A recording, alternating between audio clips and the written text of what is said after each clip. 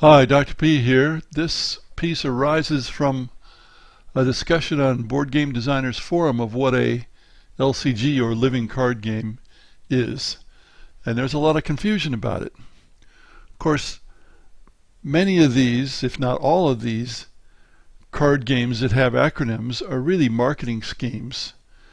And the acronym is a reference to the marketing scheme rather than to the gameplay. There is a common gameplay pretty much founded by Magic the Gathering. Now, I've talked about that gameplay elsewhere. For example, the special powers that each card has, the combos that usually characterize the games, the abstract nature of the play.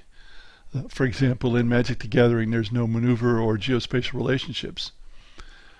But this time I want to try to differentiate some of the marketing schemes, especially LCGs, living card games. Now, I've never figured out what the difference is between a CCG and a TCG. The C stands for collectible, the T stands for trading. But you can certainly collect cards and trade them, I think, in both versions. They rely on a marketing scheme that rewards players for spending more money, which is sometimes called play to win or pay to win. They start with a deck construction metagame. The players, outside of playing the game face to face, put together groups of cards that they think will regularly prevail over the decks constructed by other players. To do that, they buy randomly populated booster packs. So they don't know what they're going to get. Furthermore, periodically, some of the cards are banned from play, and new sets of cards are offered so that the game constantly changes. It is a broken game, and once players figure out how it's broken, the rules are changed, the cards are changed. Perhaps not the rules themselves, although Magic's had many, many additions. And you proceed from there.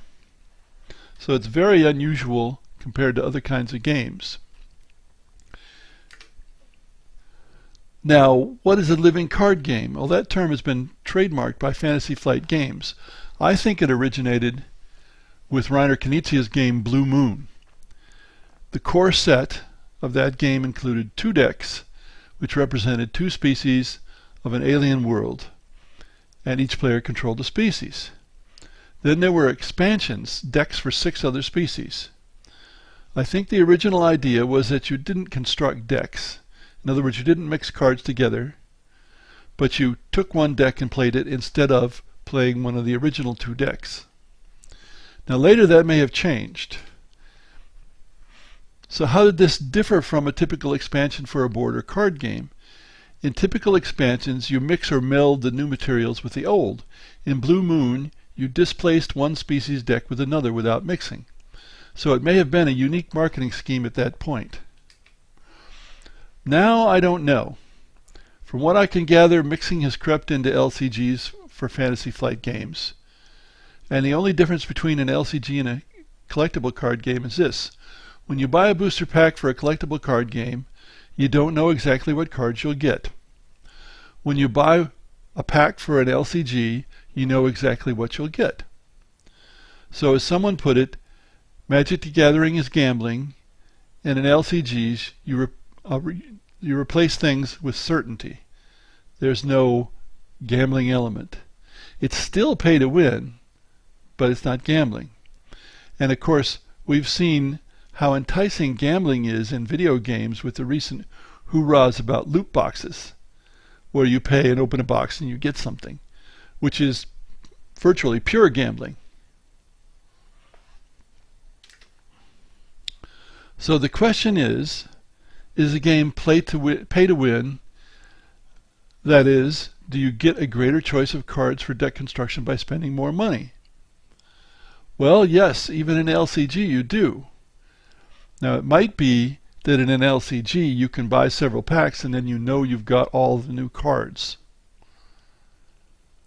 So you don't have the uncertainty of a CCG. So it might be cheaper to be able to have a choice from all the possible cards, but you still benefit from spending more money. So it is pay to win. Now, the pure LCG form where you replace one deck with another, is not pay to win. It's more like a normal expansion for a game, except that you replace something rather than meld them together. Now, how do shops and even players react to these marketing schemes? Well, by all the accounts that I've read, including from James Matha, who is both a shop owner and a publisher, shop owners don't like deck construction. They don't like the constant change scheme in new games. Nor do players want the publisher's hands in their pockets, and the players now know it. But the shop owners already have Magic the Gathering, Yu-Gi-Oh, and Pokemon, which are reliable sellers, so why would they risk more? And players will still play those games because so many other people play them and because they're so well known. From the point of view of a publisher, you need large sums of money, as in millions of dollars up front, to give away decks in the beginning and to support organized play if you want to establish your collectible card game. And you're never going to displace Magic the Gathering.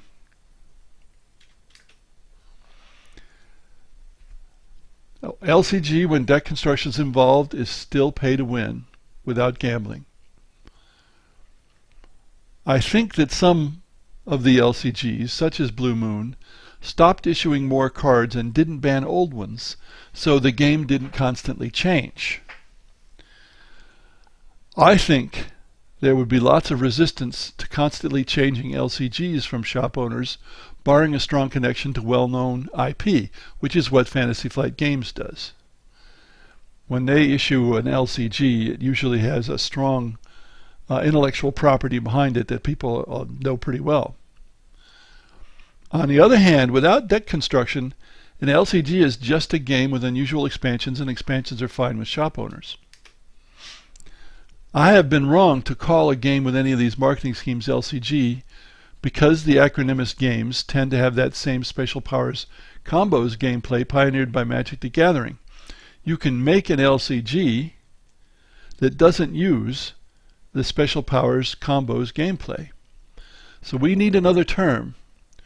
But card game with expansions is definitely not snappy.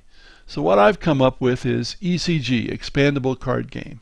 And that's what I'm going to use for now. This is relevant to me because I'm working on an expandable card game.